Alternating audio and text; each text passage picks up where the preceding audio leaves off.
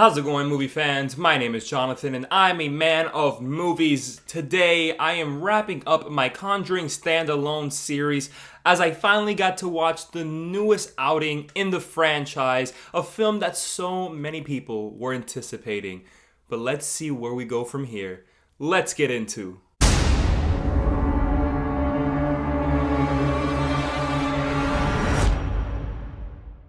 The Conjuring, The Devil Made Me Do It, is directed by Michael Chaves, who directed The Curse of La Llorona, and written by David Leslie Johnson, starring Vera Farmiga, Patrick Wilson, Sarah Catherine Hook, and Ruairi O'Connor. Paranormal investigators Ed and Lorraine Warren take on one of their most well-known cases when Arnie Johnson murders someone and uses demonic possession as his legal defense, forcing the Warrens into a supernatural inquiry unlike any they have ever seen. Immediately upon start, the film gives us the very best opening sequence in a Conjuring film by far. The Warrens are at a home aiding in the exorcism of an 8-year-old boy, David Glatzel, who has a demonic entity attached to him.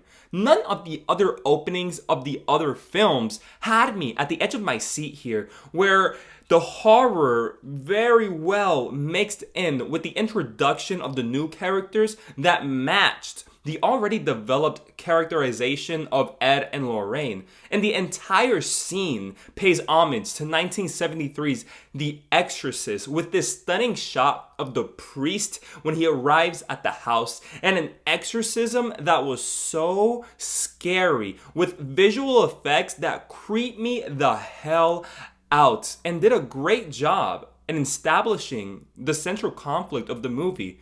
But if only it stayed that way. Fairly early on, it's obvious that the film that's based on the true events of the man who murdered someone because he was possessed by a demon would not be rooted in this reality, and we were not going to be getting some sort of healthy balance between a court case and a paranormal horror movie. Instead, all we really get are a bunch of episodic moments of the Warrens just trying to find out why this is happening. And it was beyond disappointing, as I was well into this movie, and the characters that we have grown to love or we have met proceed to go on a scavenger hunt or just tell us all the exposition. All of it. There were engaging scenes that added into its darker and brooding tone, but the problem is that it never truly realized what it wanted to be. Was it going to be a more serious take on a court case? Was it going to be a ridiculous paranormal horror movie? And let me tell you guys, the paranormal aspects in this movie are so ridiculous, and the last one had a demon nun. The Warrens here are just trying to fill in gaps, find out what they can, and when one trail goes cold, they just go to another one. And then there's another arc with Arnie in some sort of psychiatric hospital, and this is all it until the film ends. There are twists and turns within the film that will suffice any person that just wants to go and have a good time and be shocked by a moment or two, but Chaves' direction leaves a lot to be wanted, with the movie dragging along and it not being scary in the slightest, which was the most disappointing aspect. This is The Conjuring, the scariest modern day franchise in my opinion, and it wasn't even scary. All you had to do, Michael, was follow the formula.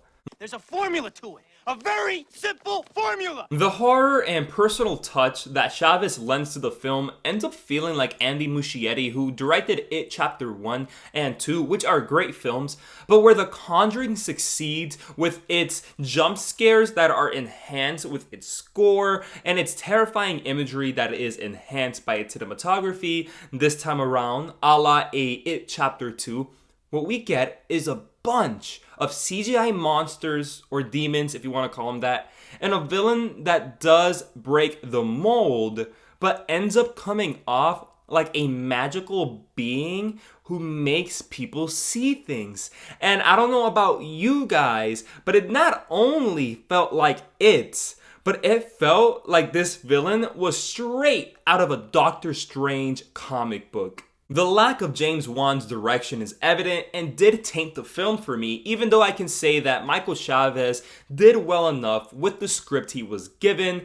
The Warrens here are great. Farmiga and Wilson always kill it. They're just as likable and their love is so palpable. The new central conflict wanted to try to dive its hand into something that would break the formula, and that is something very commendable and I appreciated it. I just didn't think it did it well. And the villain was something I haven't seen in a Conjuring film yet, but again, just did not like the way they went about it. To wrap it all up, the third film in the Conjuring standalone series didn't know what it wanted to be most of the time and led to an exposition-filled mystery movie where it worried more about paying tribute to other classic horrors that it lost its voice in the shuffle and became another Conjuring universe spin-off. But there was a good amount of surprises and thrills that did keep me invested in its story.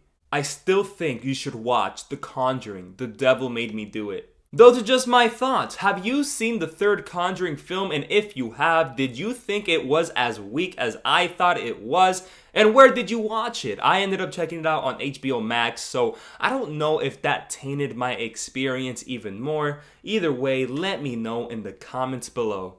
But like always, like this video, share this video with family and friends, and subscribe to my channel. Till next time, movie fans.